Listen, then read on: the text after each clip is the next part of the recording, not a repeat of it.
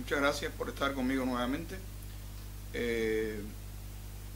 Hoy quiero hablar o darle un poquito de continuidad al tema este de las relaciones de Cuba y Estados Unidos, que es una cosa que me escribo con muchos amigos y con muchas personas que no conozco, que viven en Miami, que viven en Cuba, en Europa, en España, y me preguntan sobre el tema este de las oportunidades y amenazas, o sea, ¿qué puede significar de bien para Cuba el tema de restablecimiento de relaciones con Estados Unidos? Y hoy quiero abordar el tema del turismo, por ejemplo. No sé si recuerdan que yo les había dicho de un estudio que hice yo, por curiosidad mía, hace muchos años en Cuba, sobre el tema de las oportunidades y amenazas que tenía el levantamiento del bloqueo o del embargo, como dicen los americanos, para Cuba. Una de las oportunidades era el turismo. Sin embargo, el propio turismo trae oportunidades y amenazas. ¿Por qué? Porque, por ejemplo, Cuba ahora en el 2014, el año que acaba de terminar, ¿no? Quería hablar de un poco antes, pero bueno, voy a concretarme en el 2014. En el 2014 Cuba recibió 3 millones de turistas internacionales en general. Y por fuentes muy amigas que tengo yo dentro de Cuba y amigos míos allí, me dijeron que estuvo bastante apretado con el tema de las capacidades hoteleras. Es decir, que 3 millones de turistas pusieron un poquito como en jaque el sistema turístico cubano, por capacidades hoteleras, capacidades de aire, de avión, de traslados internos, de movimientos para las excursiones, de alimentación, de todo ese turismo, servicios médicos, en caso de emergencia, porque hay que cubrirles con el seguro, y todas esas cuestiones. Y entonces, de acuerdo a las perspectivas o a los análisis que yo tenía hechos, míos personales, reitero, no tiene nada que ver con estudios del gobierno cubano, ni de Publicitur, ni del Ministerio de Turismo, nada de esas cuestiones mías personales. Yo estuve estimando que cuando se abriera el banderín totalmente, no como ahora, que bueno, que se van a flexibilizar las posibilidades de los requisitos para que los americanos vayan a Cuba, y eso es una cosa.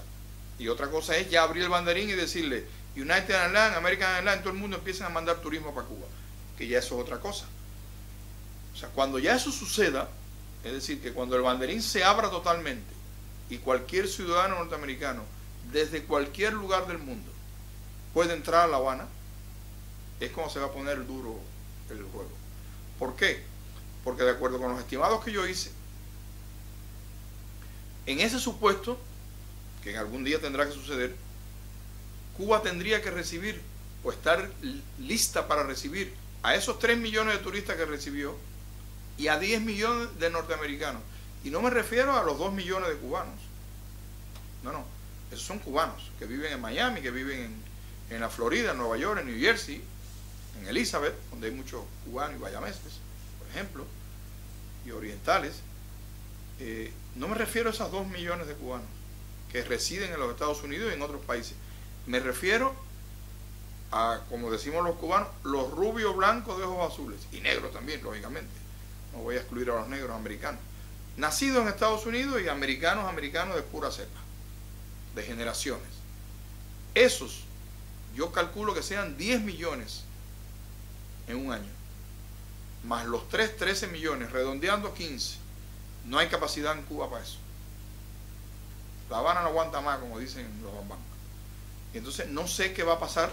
Va a haber que realizar una inversión calculada, que yo estimo en unos 5.000 millones de dólares en capacidades hoteleras nuevas. Alguien me dijo un día que 1.000 millones, que con 2.000 millones había. Yo no creo. Porque a eso habría que sumarle también los cruceros. Porque los cruceros van a llegar al puerto de La Habana, a los puertos de Santiago de Cuba, al puerto de Varadero de cruceros, un muelle de cruceros, una terminal que han hecho nueva en la parte final donde está Gaviota, allá donde están los hoteles, la última Punta Gaviota, allá al final. Esos turistas lógicamente no tendrán necesidad de hotel porque se quedan a bordo de los cruceros pero van a necesitar transporte, guías de turismo, comida, medicina, servicios de emergencia, en los casos, venderle cosas, que es una de las cosas, de los elementos fundamentales que tiene el turismo de crucero, que es un turismo de alto nivel generalmente, no todos los cruceros, pero hay líneas de crucero que son caras y requieren de tener joyerías, bebidas de calidad, artesanías de calidad, porque son gente que no viene a comprar pacotilla barata, viene a comprar cosas buenas y se gasta dinero, como sucede en Cozumel, en Cozumel, que es uno de los, que creo que es el primer receptor, y Acapulco, los primeros receptores en México de cruceros, y hay una experiencia muy buena en ese sentido. Estuve muchos años en México y vi cómo ellos manejan el turismo, que son espectaculares manejando el turismo, sobre todo los cruceros, y bueno, eso es una amenaza, que de momento se abre el banderín y que todos los americanos quieren llegar a Cuba. No todos, bueno, son 300 millones creo, pero de esos que 10 millones digan voy a Cuba este año, ahí no sé qué va a pasar. Ya el New York Times ahora hace unos días publicó que Cuba es el segundo destino turístico de preferencia en el mundo en 2015, o que será. Y entonces es un anuncio muy fuerte, porque si empieza ahora la gente a querer ir a Cuba, gente que no iba por miedo, que eran empresarios que tenían negocios en Estados Unidos o que entraban luego a Estados Unidos, a lo que fuere, y le tenían miedo a Cuba, pero ahora como los jefes del mundo, que son los americanos, dijeron, ahora ya estamos con los cubanos son nuestros amigos, por lo que quieran decir. Entonces resulta que se le quita el miedo a mucha gente en el mundo que no iba a Cuba y que no iba a Cuba por miedo. Otros decían que hasta que los Castro no se murieran, ellos no iban a Cuba. Pero ya están hablando de ir a Cuba y de invertir en Cuba. Es decir, que no eran los Castro, sino el miedo a los americanos. Y cuando ese miedo se quite, ¿cómo aguanta Cuba esa avalancha de turismo?